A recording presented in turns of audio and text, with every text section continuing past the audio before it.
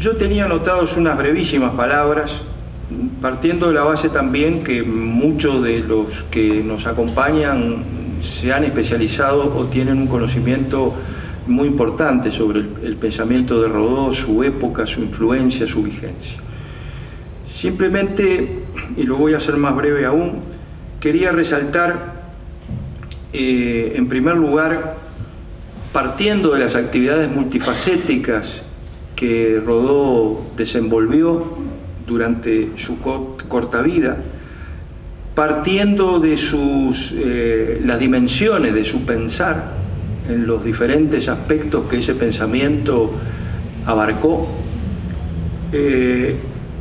partiendo entonces de esas actividades y de esas dimensiones de pensamiento, resaltar la intensidad y profundidad de su vida breve y el contraste que representa esas dimensiones y esa intensidad con su propia vida interior, muchas veces dolida, muchas veces sufriente, muchas veces solitaria, muchas veces padeciendo corporalmente zozobras económicas que contrastan grandemente con el brillo, la exterioridad, el empuje, la vitalidad de su presencia pública, de su palabra pública y de sus escritos.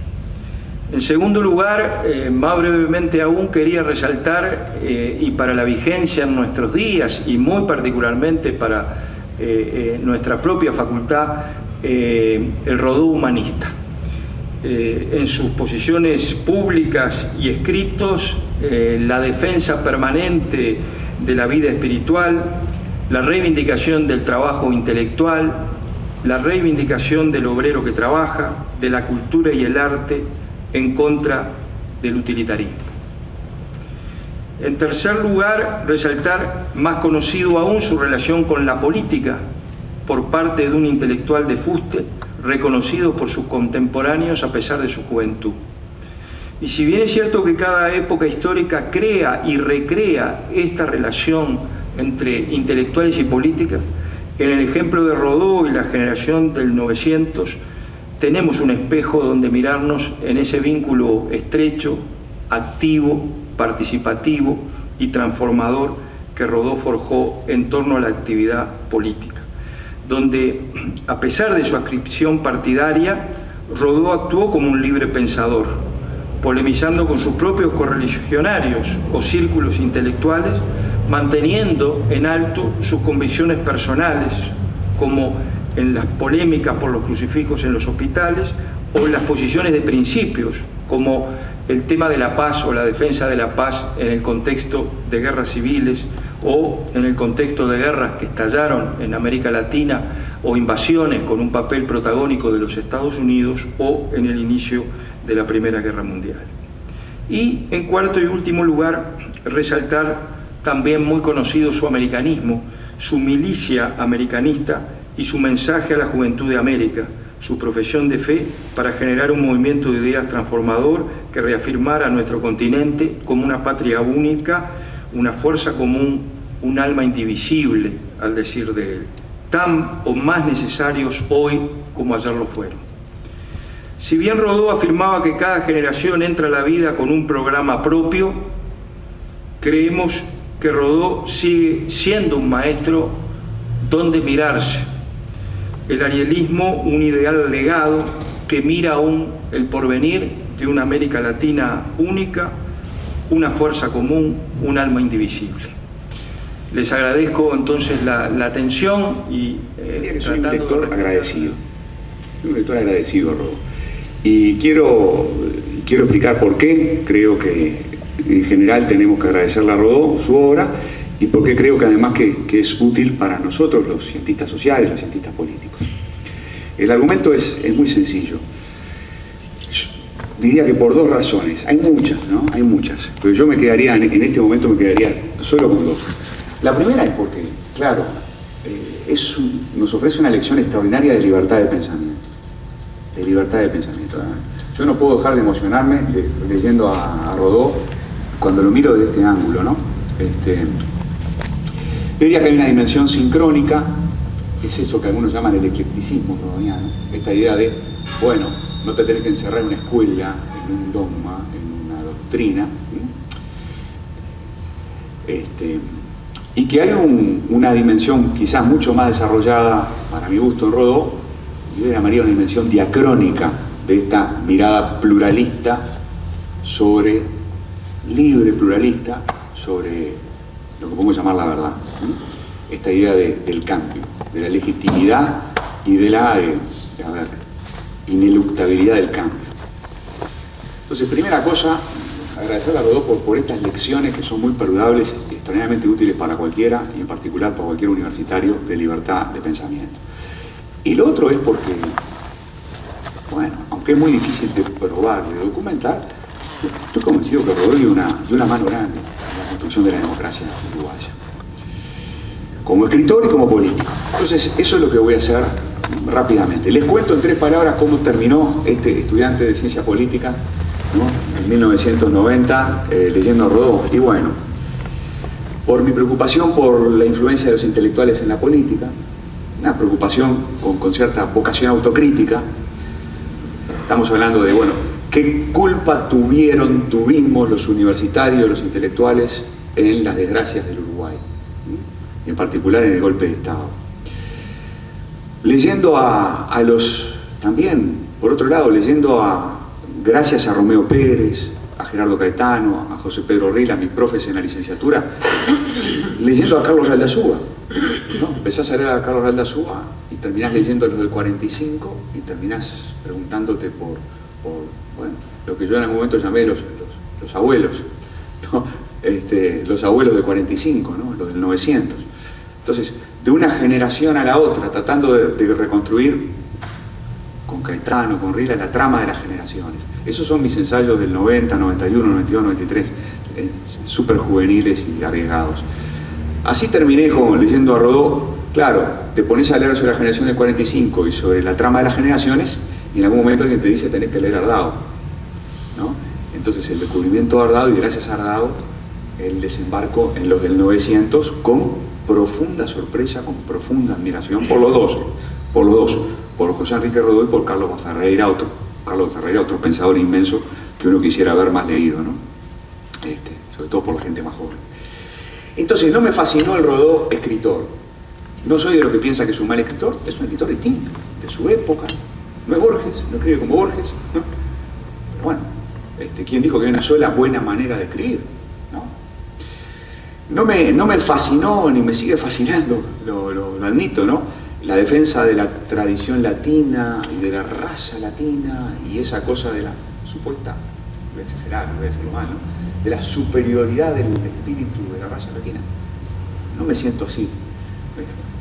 Creo que hay cosas maravillosas en nuestras tradiciones y hay otras cosas que son espantosas, y que hay mucho para aprender. Rodó no lo negaría, desde luego, ¿no?, de otras tradiciones y otras razas. No lo negaría ni lo negó. Pero esa cosa de la superioridad de la latinidad, en aquel momento, en los 90, 91, no me atraía demasiado. Tampoco me atraía el americanismo.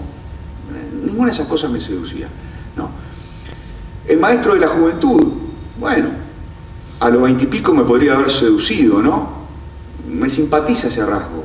Yo, cuando le hablo a los estudiantes, siempre le digo, che, Rodó, miren, con 28 años escribió el Ariel. Atrévanse a hacer cosas. Alguna vez hablando con Romeo Pérez le decía, Romeo, un día tenemos que escribir sobre las hazañas de los jóvenes en este país, ¿no?, para que los jóvenes se animen a hacer cosas. Ojalá miraran más a Rodó, ¿no?, en ese sentido. Pero tampoco me atrapó el juvenilismo, no, lo que me atrapó es otra cosa. Me atrapó la libertad, un ejemplo de libertad, esta idea del cambio en la personalidad, del cambio en las convicciones, ¿no?, sobre lo que me voy a detener, y cada vez más Rodó y la política. Entonces quiero empezar por Rodó y la libertad de pensamiento. Claro, parece absurdo que uno tenga que decir esto a 100 años de la muerte de Rodó, pero a 100 años de la muerte de Rodó sigue habiendo jacobinismo, sigue, ¿no? Muere, renace, todo el tiempo está renaciendo el jacobinismo. No solo en la discusión política, en el debate público, renace todo el tiempo en el ambiente universitario, ¿no?, en el ambiente donde se debería respirar más libertad. Hay jacobinismo, hay dogmatismo teórico, hay dogmatismo metodológico, ¿no? La verdadera forma de hacer ciencia es, la verdadera forma de estudiar las ideas es, la verdadera forma, ¿no? Hay jueces, hay fiscales, ¿no? Hay guillotinas y hay verdugos, ¿no? 100 años después de la muerte de Rodó. Entonces uno quisiera ver a Rodó más leído, ¿no? Y él apeló él hizo argumentos a favor de la libertad de pensamiento extraordinarios, ¿no? Yo creo que hay una simetría. Me convence mucho más el Rodó diacrónico que el Rodó sincrónico. Creo que cuando se habla de libertad de pensamiento, yo les mandaría, los invitaría a leer, para los que quieran conectarse con esta aproximación a la libertad que consiste en no encerrarse en un dogma, en un ismo, en una escuela, más que a Rodó, en este sentido sincrónico, los invitaría a leer La lógica viva, Carlos Bafarreira. Creo que ahí está mucho mejor dicho este asunto de las escuelas como cárceles. Ellos hablaban, ¿no?, del positivismo como una cárcel de la que se escaparon. Y yo he pensado, yo he estado en tantas cárceles intelectuales. Pero también hay un argumento de tipo sincrónico desde el punto de vista de la libertad en Rodó. Creo que el más claro, para que ustedes, espero, puedan entender lo que digo, es esa idea de la crítica del jacobinismo, ¿no?, que está en muchos lados y que está maravillosamente bien dicha en el famosísimo debate de que se ha hablado en estos días a propósito de la estatua de la Virgen, ¿no? Dice Rodó: la idea central en el espíritu del jacobino es el absolutismo dogmático de su concepto de la verdad, con todas las irradiaciones que de este absolutismo parten para la teoría y la conducta. Así, en su relación con las creencias y convicciones de los otros, semejante idea implica forzosamente la intolerancia inepta para comprender otra posición de espíritu que la propia, incapaz de percibir la parte de verdad que se mezcla en toda convicción sincera y el elemento generoso de idealidad y de belleza moral que cabe hallar unido a las más palmarias manifestaciones de la ilusión y del error. Esa cosa de, capaz que, ¿no?, podrás creer en tu convicción, tenés hasta la obligación de creer en tu convicción, diría Rodó, ¿no?, de trabajar en ella, pero no, abrirte a las convicciones de los demás, escuchar la parte de verdad que pueda tener el otro, ¿no? Decir una vez, no sé, puede ser, cuesta tanto, ¿no? Algunos dirán que esto es obvio, a mí no lo es. Otros dirán, yo lo he escuchado, no se debe ser tolerante con el error. La posición de Rodó para mí es muy sabia, ¿no? No es relativismo, no es eclecticismo vulgar, es modestia, es sentido común, sabiduría a secas, ¿no? Por otro lado, la libertad que podemos llamar diacrónica, ¿no? Esta cosa a mí me parece, está tan maravillosamente bien dicho en Motivo de Proteo, ¿no? Toda esta cosa del cambio, ¿no? Del cambio, ¿no? Del cambio en todo sentido, ¿no? El cambio inevitable, ¿no? Nos cambia el tiempo, el sumo innovador. A medida que pasa el tiempo nos movemos, nos mudamos y cambiamos, viajamos y cambiamos. El espacio nos cambia, el movimiento nos cambia. Nos cuesta tanto aceptar cambiar, ¿no? Hay como cierta fobia de cambio, ¿no? Bueno, Rodó dirá, ¿no?, después, las voces que se alzan, voy a ir a eso, ¿no?, las voces que se alzan contra el que cambia, ¿no?, apóstata, traidor, en fin. A medida que pasa el tiempo interactuamos, nos cambia el contacto con otros a lo largo de toda la vida. A medida que pasa el tiempo van cambiando nuestros intereses, cambian nuestras vocaciones, de la acción a la contemplación, de la contemplación a la acción, del arte a la ciencia, de la ciencia al arte, del arte a las letras, de un arte a otro, de la producción a la crítica, de la ciencia a la fe religiosa, diría él. Yo agregaría el militante que se vuelve cajero en un banco, el cajero que se vuelve politólogo, la licenciada en filosofía que se vuelve politóloga, mi amiga Constanza, la politóloga que se vuelve candidata a la presidencia. No, cuando Constanza planteó en el Instituto de Ciencia Política, me voy a hacer política, bien, ¿no? Proteo. Este asunto de atreverse a cambiar, que cuesta tanto, ¿no? Hay pasajes maravillosos. Yo les voy a leer perdónenme, voy a leerles uno, ¿no? Porque, ¿para qué decirlo yo si él lo dice mejor, ¿no? No hay convicción tal que una vez adquirida debas dejar de trabajar sobre ella, pues si ella es la verdad, no es deber tuyo entrar cada vez más adentro de la verdad y adherirte a ella en cuanto sea posible, por más motivos de convencimiento, buscando, ¿no?, más motivos de convencimiento y amor. Trabaja, pues, sobre la convicción adquirida, relaciónala con nuevas ideas, con nuevas experiencias, con nuevas instancias de contradicción, con nuevos espectáculos del teatro del mundo. Si ella resiste y prevalece, cuánto más probada nos quedará su energía. Pero nadie puede afirmar, esta es mi fe definitiva. Y cuando llevamos adelante ese empeño de airear y ejercitar la convicción de nuestra mente, y se levanta ante nosotros una idea que no solo se niega a subordinarse en forma alguna a aquella convicción, sino que planteado el conflicto, la resiste y la hiere en lo íntimo, de modo que no podamos escudarla, ¿qué queda por hacer sino declarar la vieja potestad vencida y pasar a la idea nueva el cetro de nuestro pensamiento, si hemos de proceder en estas lides según la viril y caballeresca ordenanza de la razón? Maravilloso, ¿no? Las voces que se oponen a la emancipación, ¿no? La voz del orgullo, ¿no? El orgullo de la inmovilidad, dice Rodó, y yo aplaudo. Pasa hoy, el orgullo de la inmovilidad, yo sigo pensando lo mismo. ¿Cuál es la gracia de pensar lo mismo? ¿No? Nunca estará tan quieta tu alma como la piedra, a quien así concede sin saberlo la superioridad en lo creado. Qué capacidad retórica en esto, ¿no? Esclavo voluntario eres, esclavo de una vanidad, esclavo de una ficción, esclavo de una sombra, esclavo de tu propio pasado, que es lo que ha muerto de ti, esclavo de la muerte. La voz que te dice apóstata, traidor. Esto es buenísimo. Esta es la canción de la nodriza para el alma que nace a la vida del pensamiento personal después de vegetar inconsciente en el útero de una tradición o de una escuela. Ternura y gratitud, temor a la soledad. Y yo creo, ¿por qué creo que esto es una invitación al pluralismo? Porque, y sí, ¿cómo vas a ser intolerante con otro si no sabes ni siquiera quién sos? Diría Rodó. Si estás seguro que vas a cambiar, si es inevitable que cambies. ¿Cómo vamos a juzgar a otros si no tenemos ninguna certeza de mañana ser nosotros mismos los que estemos parados en el lugar de ese que hoy quisiéramos juzgar? Eso lo digo yo, debe tener, mejor dicho, por Rodó en algún lado. ¿Cómo vamos a juzgar a otros si no tenemos ninguna certeza de ser nosotros mismos los que estemos diciendo eso que hoy, dicho por otros, nos parece tan equivocado? Estas son como corolarios inevitables, ¿no?, de su visión proteica de la personalidad y del pensamiento. ¿Cómo vamos a juzgar a otros si ni siquiera podemos estar seguros de conocernos a nosotros mismos? ¿Cómo vamos a juzgar a otros si somos cada uno de nosotros contradictorios? Esta cosa tan inteligente que dice de la personalidad, la contradicción, la complejidad de la personalidad.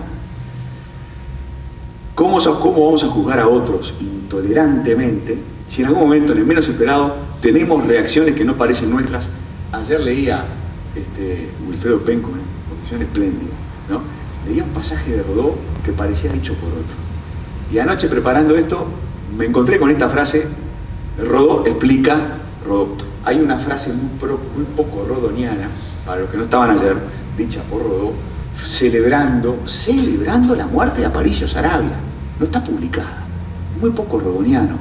Rodó diría, y sí, en el momento menos esperado tenemos reacciones que no parecen nuestras. Entonces, eso sobre el Rodó libre pensador y el que nos enseña a dudar y a celebrar la libertad, ¿no?, la libertad de pensamiento. Rodó y la democracia. Me encanta, será por ser hijo de un profe de filosofía, ¿no?, que siempre pienso que la política no puedes entenderla sin las ideas.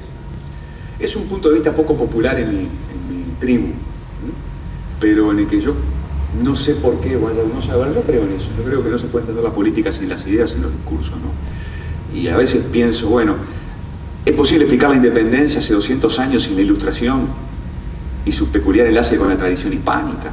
¿Acaso es posible explicar la obra de Valle de Ordóñez sin Arens y el krausismo? ¿Es posible entender las políticas económicas de América Latina desde la crisis del 29 hasta los 70 sin la CEPAL y su influencia? ¿Es posible entender la década del 60 en América Latina sin la idea de revolución, sin esa idea de revolución que levanta olas por todos lados? Bueno, en fin, yo creo que hay que darle importancia a las ideas como factor explicativo, ideas y discursos. Entonces, yo creo, Yo creo que hay una influencia, yo creo que, voy a decirlo de esta manera, creo que no se puede explicar quizá el momento más hermoso del Uruguay del siglo XX, que es el momento, el más importante, el más hermoso y el más importante del siglo XX, que es el momento de la construcción de la democracia, sin ideas. Sin ideas. ¿Sin qué tipo de ideas? Yo diría sin dos grandes cosas. Sin el aporte indirecto que hicieron los filósofos de la concordia y de la paz, ¿no? Bafferreira y Rodó Bafferreira, ¿no? Sin ese baño de tolerancia, sin ese baño sin esa vacuna contra el dogmatismo y contra el espíritu de partido, ¿no? que nos dieron, que les dieron Rodó Bafferreira a sus coetáneos, a todos, ¿no? A la opinión pública, al sistema político, a los partidos, a todo el mundo, ¿no? Y creo que no se puede explicar tampoco la construcción de la democracia sin el Rodó específicamente político, sin el aporte específico, directo que hizo Rodó a la política.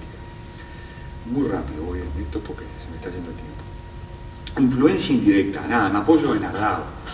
Quizás Ardao exageraba un poco en esto, ¿no? Él, en sus diversos trabajos, él conecta historia de las ideas con historia política.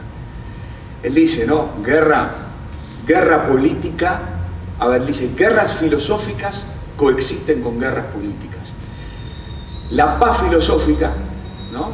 Fines del siglo XIX, el ascenso de Rodó Bafferreira coexiste y en alguna manera explica la paz política que se construirá.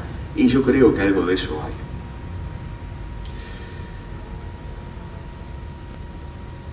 ¿Cómo no iban a llegar a un acuerdo, blancos y colorados, después de 30, 40 años de guerra civil, en un ambiente espiritual, en un clima filosófico presidido por las lecciones de tolerancia de José Enrique Rodó y Carlos Bafferreira? A mí me cuesta separar las dos cosas. Hay un país que tiene dos grandes maestros, en ese momento hay muchos intelectuales, en el 900 es muy complejo, pero hay dos figuras que descollan y que son extraordinariamente persuasivas, que influyen notoriamente en la manera de pensar. Y yo digo, ¿y ese baño de concordia, de tolerancia, eso no coadyuvó a las negociaciones que terminaron en el 16, en el 17, en la Convención Constituyente y en las negociaciones que hicieron posible la democracia en este país? Yo creo que hay en eso, que hay un componente de la explicación que va por ahí. Y acelero, me hubiera gustado detenerme en ese punto anterior, pero bueno, vemos. Hay una influencia directa también. Espero que hoy de tarde, yo me lo voy a perder lamentablemente, pero espero después ver la grabación, gracias al amigo Roberto Pereira. Hay una influencia, espero que de tarde Romeo y Gerardo Caetano puedan detenerse en esto, ¿no? Romeo ya ha hablado de estas cosas alguna vez. Hay influencia del Rodó político. Ya se sabe, ¿no? Ayer Wilfredo Penco dijo algunas cosas muy interesantes sobre esto y leyó algún pasaje buenísimo, ¿no? Rodó era absolutamente colorado. Estaba, en tanto colorado, para él la unidad del Estado era una cuestión de principios, desde luego. Es claro que no le gustaban las guerras civiles y estaba cansado de Aparicio Saga. Está clarísimo. Y estaba cansado de los pactos. Penco lo dijo muy bien. Aceptaba la comparticipación territorial, ¿no? La de la paz de abril del 72, la del Pacto de la Cruz del 97, como remedio imperfecto, como solución artificial y transitoria a la guerra sistemática entre las divisas. Pero no habría nada verdadera y duradera hasta que un gobierno legítimo pudiera ejercer su soberanía en todo el territorio nacional. Y no había, y ese gobierno legítimo tenía que ser un gobierno que surgiera de comicios realmente libres. 1901, a la Juventud Colorada. Él le está diciendo, desde 1901 por lo menos en adelante, a los colorados basta de fraude. Había que decirlo, ¿eh? Queremos el gobierno efectivo del Partido Colorado por el encumbramiento de sus hombres mejores. Queremos el régimen de la probidad en el gobierno que arraigue prácticas honestas e impida peculados. Queremos la extinción radical de ese sistema de la usurpación del voto, de la mentira electoral confesada y alardeada que nos deprime en nuestra dignidad de pueblo libre. 1901, basta de fraude, le está diciendo a los colorados. El Partido Colorado no quiere conservar el poder, sino por los medios leales de la verdad institucional y el voto libre. está seguro de que no necesita recurrir a la violencia que desorganiza ni al fraude que envilece para renovar su superioridad y su dominio, que irá a buscar en las fuentes vivificadoras del voto popular. Para Rodó estaba claro, el fraude conduce a la guerra termina en pactos, los pactos son soluciones precarias, lo único que se puede hacer, los pactos dividen el país. Rodó no estaba dispuesto a que el país siguiera dividido en dos ejércitos, en dos estados, no estaba dispuesto. La única solución es comicios libres, reglas electorales inclusivas. La única solución es una reforma constitucional. Él muy pronto, a ver, está por acá. Bueno, antes de la reforma constitucional, un minuto más. Lo único que puede garantizar la paz de una manera estable y duradera, lo digo con convicción profunda, es la práctica leal y resuelta de las instituciones. Es la voluntad inquebrantable de sujetarse leal o incondicionalmente a los resultados de la lucha cívica.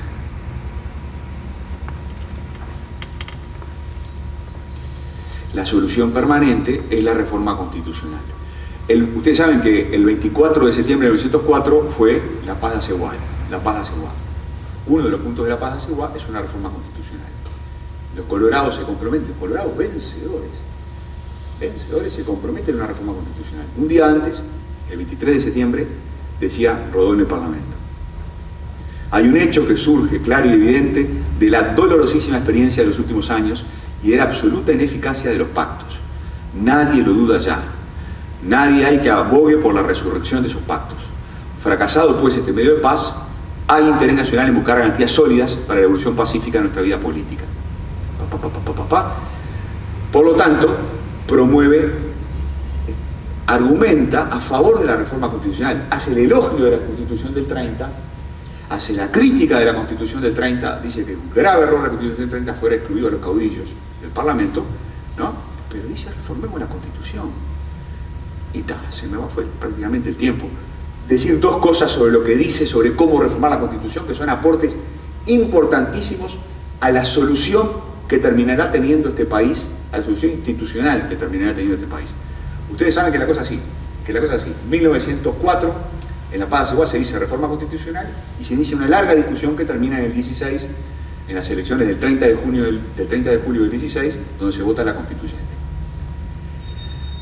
Rodó planteó hacer una constituyente. Él decía, no puede ser a través de las discusiones, no puede ser por el medio legislativo previsto en la Constitución del 30 que se haga la reforma constitucional. Porque en diputados y en el Parlamento, los colorados son hegemónicos, son mayoría.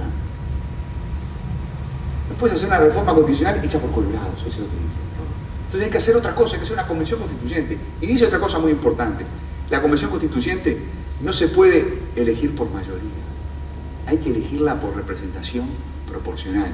No solo dice para que estén representados los colorados y blancos, sino para que estén representados los católicos, y estén representados los socialistas, y estén representados toda la corriente de opinión. Y eso fue lo que terminó siendo este país, y por eso nació la democracia. Porque no fuimos por el camino de hacer una reforma constitucional de los colorados, porque fuimos por el camino de una convención constituyente, electa por representación proporcional, en elecciones libres, sin trampa, de la que terminó naciendo en la que se generó una negociación muy complicada, Comisión de los 8 mediante, que terminó alumbrando una constitución negociada. Entonces, yo diría gracias, nos dio una mano, nos ayudó. ¿Fue el único en sostener la solución de la representación proporcional? Y no lo fue. ¿Fue el único en sostener la solución de la Convención Constituyente? No lo fue. Pero la voz de Rodó pesaba como ninguna. Seguramente pesaba como ninguna por su prestigio intelectual. Entonces yo simplemente, otra vez, darle las gracias por invitar a la libertad de pensamiento, por enseñarnos a dudar, por enseñarnos también a creer en nuestras tradiciones, en nosotros mismos, en nuestras convicciones, en nuestras dudas. Gracias a Rodó por ayudar en un momento clave a construir la democracia, bañando la opinión, la ciudad letrada del sistema político, con Carlos Bafarreira en un clima de paz y de concordia. Gracias por explicarle a los colorados que no hay paz sobre la base de la exclusión, y a los blancos por explicarles o ayudarlos a deponer las armas. Nada más. Perdón.